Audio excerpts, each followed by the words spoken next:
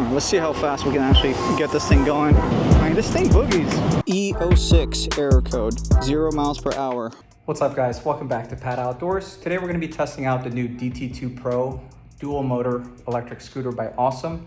It claims to have a range of over 70 miles and a top speed of 42 miles per hour, but we'll find out if that's true.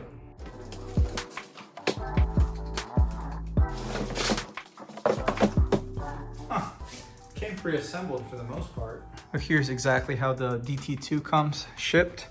It comes fully assembled. You just have to mount the handlebar and the display on. And then here's everything that it came with. This is a 52 volt charger. It's a 2 amp charger, so max voltage is 58.8 volts. User manual, warranty card, couple zip ties, Allen keys for the bolts on the handlebar. These look like caps for the axle nuts, and then a set of gloves. So it came with 8 of these caps. 4 of them are larger and 4 of them are smaller. Can't really mess this up. It literally just pops on just like that.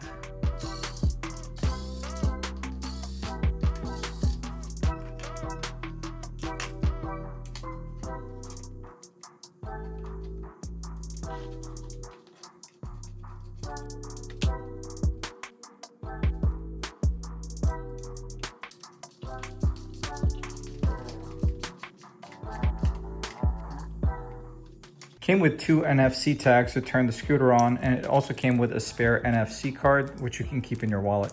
According to the user manual, the tire pressure should be set to 45 PSI. It's a little bit hard to reach the valve stem with a standard bike pump, so I'm actually using an extension from one of my razors.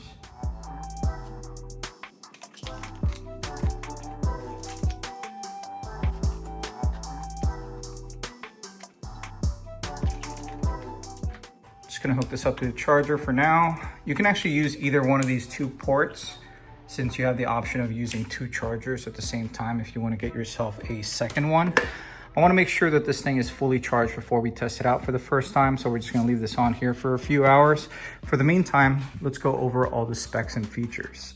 This is the new DT2 Pro by Ausom. It's powered by a 52 volt, 23.4 amp hour lithium battery pack, which is in here. It's supposed to supply enough juice for up to 71 miles per charge, which is crazy, but we'll find out if that's true upon further testing. It's got a nice large surface area for you to comfortably place your feet while riding, and nice step back here for you to plant your rear foot down to hold this thing stable at higher speeds. The scooter claims to have a top speed of 42 miles per hour. It's driven by 2 brushless hub motors, front and rear, wrapped in some 10x3 all-terrain pneumatic tires, which are supposed to be puncture-proof. Full suspension. Here's the front shock. Here's the rear shock. Nice bright LED headlight, fully functional brake lamp, and some turn signals. Though it only has it for the back, I wish it had it matching on the front. These are just LED running lamps. As far as stopping power, it's equipped with some zoom brakes, which are hydraulic, disc brakes front and rear. Got plenty of ground clearance, so it should be friendly for the off-road trails. Got a folding stem. It's pretty easy to use. You just twist this to unlock it and unlatch the neck and slowly drop the stem. There's a hook over here, which you can latch onto the back of the step. Here's what that looks like latched. And you can easily pick up the scooter and place it in your trunk. This thing weighs 72 pounds, which is pretty light. Any adult should be able to pick that up and place it in their trunk. Stem's pretty secure. It locks in place with this latch, and then there's an additional lock. Just tighten this all the way before you go out for a ride. And just like that, it should be stable. To turn the scooter on, you just hold the power button down for 2 seconds. Display would turn on, and then you'll be in the password screen.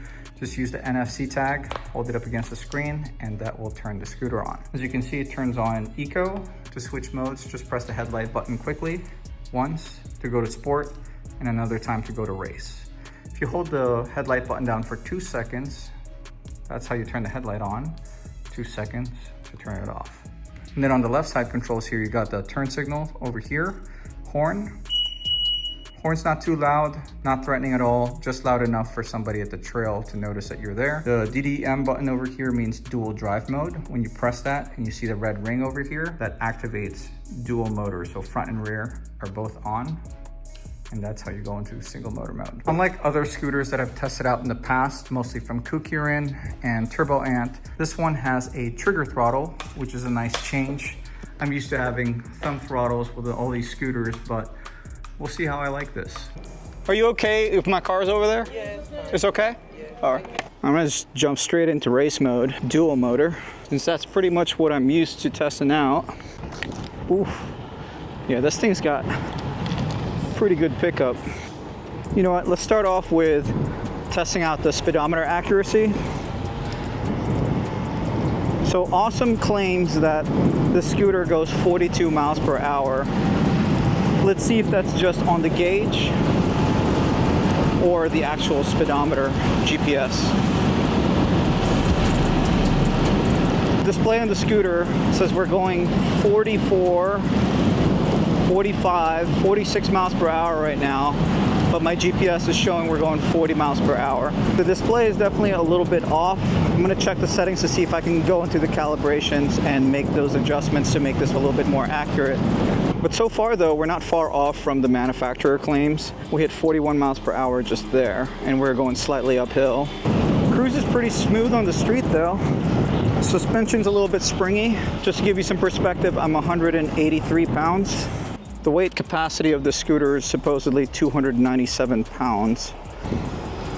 But yeah, on dual motor, race mode, it picks up speed pretty quickly. So you can see we're already going over 30 miles per hour just in that short distance. All right, let's see how fast we can actually get this thing going.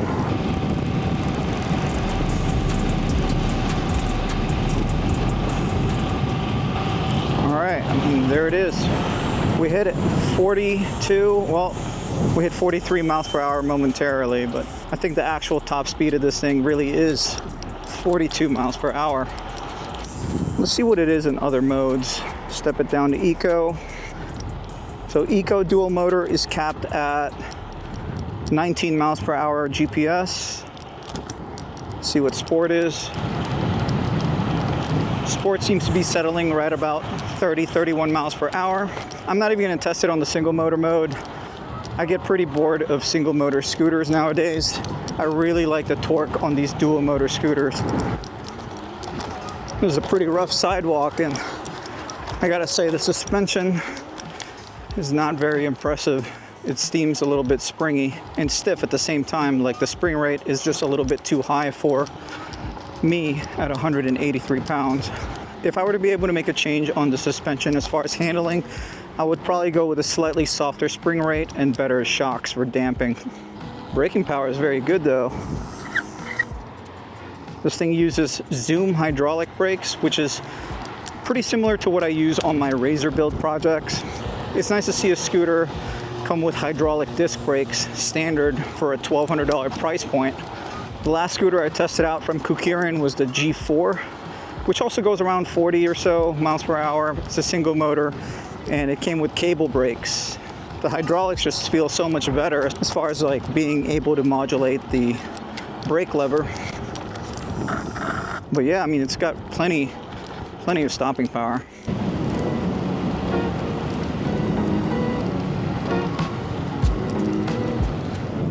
But it cruises really smooth on the street.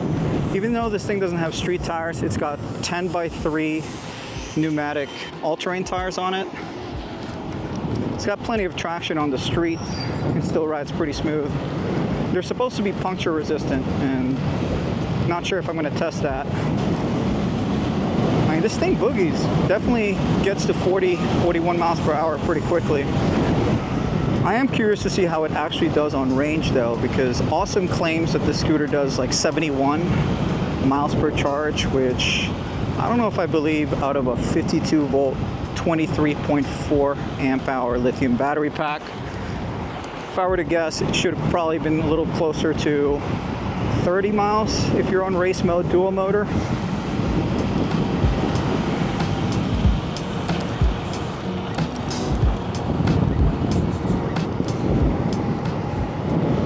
But we'll find out on the range test.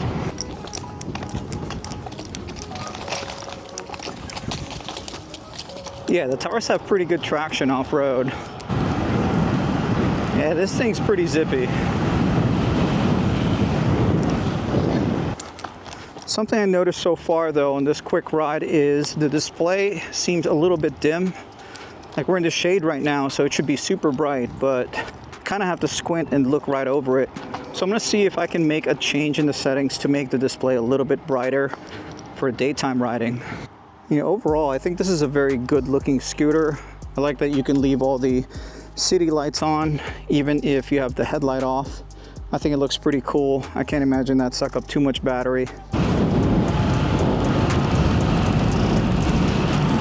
One thing I'm not getting on this that I was getting on most of the Kukirin scooters that I've been testing out recently is speed wobble. With the G4, G2 Master, and the G3 Pro that I've tested, I usually get a speed wobble around 40 miles per hour, but this thing rides super smooth. I was concerned since the frame seemed like it was a similar design, but no speed wobbles. So the display is showing that we did 5 miles. My GPS is showing 4.92. So we did about 5 miles on this charge so far, 0 bars down, though I noticed some battery sag when I was accelerating uphill earlier. I saw this go down like a solid bar or 2. I'm just trying to get a gauge of how much realistic range this is actually gonna get. I'm gonna do an in-depth range test with this. I'm gonna go from fully charged to completely killing it. We're gonna see where we end up on dual motor race mode the whole time. I'm just gonna go till it shuts off and we'll see where we end up. So make sure you stay tuned if you wanna see that. You know what, let's just knock out the range test today since it's a nice day outside and I am off work. Let's just keep things rolling with this same charge, throw it back into race mode dual motor. Then we're just gonna keep running the battery down until we come up to a dead stop. I'm also gonna be throwing on the Relive app just so we can keep track of this journey, starting at 5 miles on this charge. All right, just doing a quick check-in on the charge. We're currently at about 14 miles on the odometer. Today's journey so far, since we started recording, was 8.2 miles. Keep in mind, we started at 5 miles on this charge, so we are down to about 60% battery. I've been steady cruising on race mode, dual motor for majority of this ride, about 25 to 30 miles per hour. But yeah, I mean, this thing's riding really smooth, super quiet. I notice a lot of people don't even realize that I'm coming up beside them. So I've been having to use the horn here and there, and I don't have to feel too guilty because it's not too aggressive. It's just enough to let them know that I'm coming. But yeah, I mean, this thing's not sucking up too much battery. We're at 30, cruising at about 30 miles right now, 30 miles per hour, 15 miles on the odometer. We're coming up halfway through the charge, so I'm gonna start heading back soon since my wife did go to work today and I don't have any sort of rescue service option. I'd rather break down or have this thing shut down completely when we're closer to home.